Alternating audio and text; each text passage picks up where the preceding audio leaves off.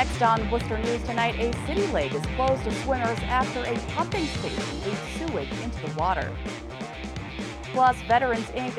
adds a first-of-its-kind veteran substance abuse program in the country, and all the rooms are already full. Thanks for joining us tonight. I'm Catherine Andrioli, a former U.S. drug control chief, speaking tonight about future of addiction recovery during a community forum at the Worcester City Hall. Michael Botticelli is one of the nation's leading addiction experts. He served as the director of national drug control policy at the White House under President Obama. Tonight, Botticelli spoke to community members about fighting the opioid epidemic. During his talk, he emphasized the importance of keeping fentanyl out of the United States and calls on law enforcement to continue cracking down. We need to do a better job of keeping fentanyl out of the United States. It appears like it's being, the vast majority is manufactured in China and being directly, quite honestly, into the United States.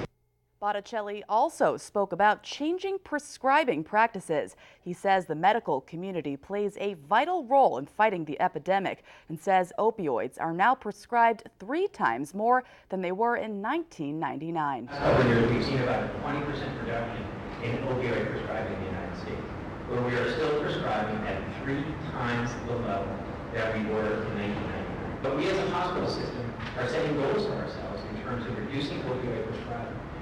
The community forum was hosted by the city of Worcester.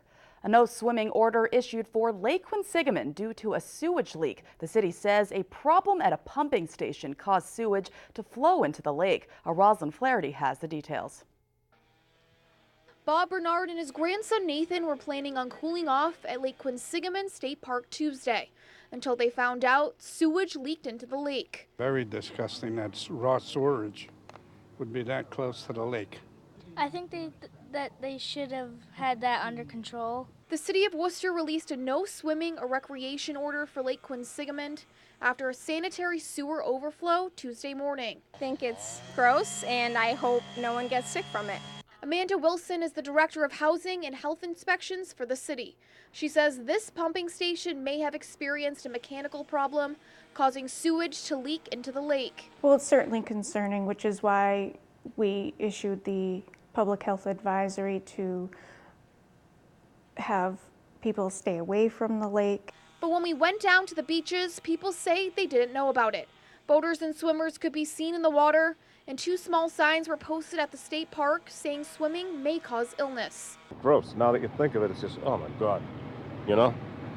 So, now we gotta go home and shower, I guess. Nobody told us, so he's supposed to be telling us. Wilson says sewage was leaking into the lake for about an hour and 15 minutes. She says coming in contact with it could make people sick. Anything from hepatitis A to general upset stomach to eye infections. It's truly advised not to come in contact. Rosalind Flaherty, Worcester News Tonight. Wilson says they will be testing the water every day, and it may take a few days until it's safe to go back in. Turning now to police in Oxford are looking for 2 men accused of using fake checks. The 2 seen in these surveillance photos are accused of using fraudulent checks last week. It's not clear if the cases are connected. If you recognize the men, you are asked to contact Oxford Police. An update on a story we've been following. Dudley's highway superintendent is suspended for 1 week without pay after a unanimous vote by the town's Board of Selectmen. Daniel Guillaume publicly apologized during a selectmen's meeting Monday night. Last week, he posted a racist remark on Facebook. He was referring to a CNN political commentator who was discussing the recent violence in Charlottesville, Virginia.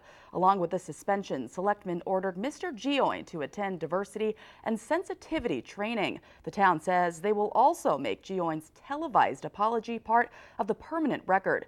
Guillaume was placed on administrative leave pending the outcome of this investigation. He's been Dudley's highway superintendent for nearly 20 years.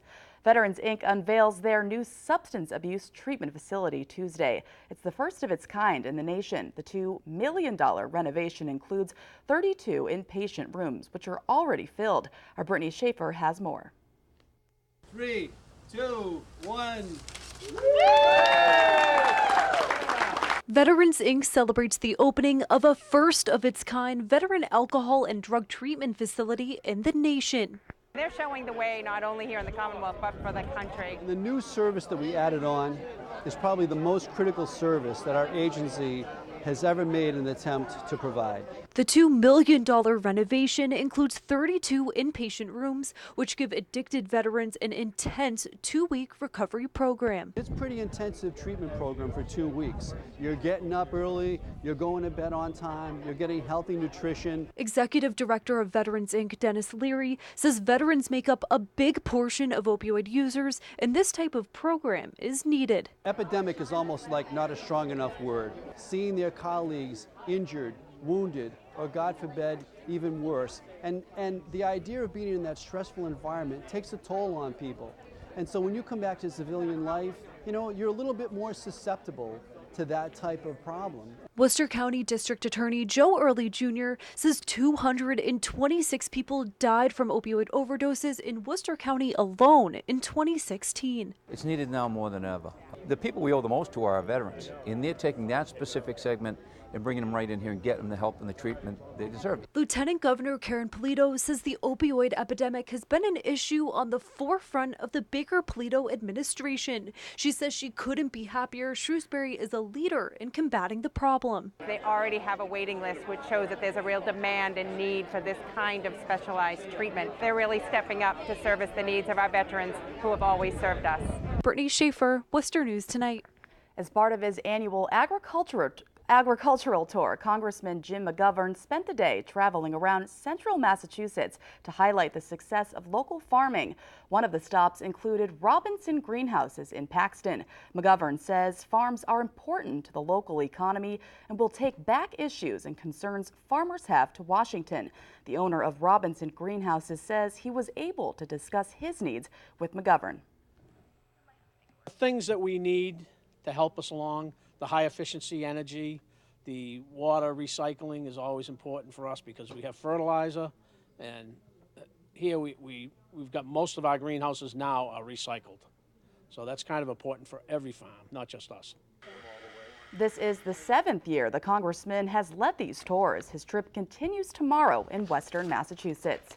And Worcester Pride receiving permission from the city to paint 3 downtown crosswalks to honor the LGBTQ community for Pride Week. The organization announced today they will be painting 3 crosswalks on Front Street, and they need the public's help. Worcester Pride says they will be painting them on September 6th from 9 to 1 p.m. If you would like to lend a helping hand, you can contact them at worcesterpride@gmail.com.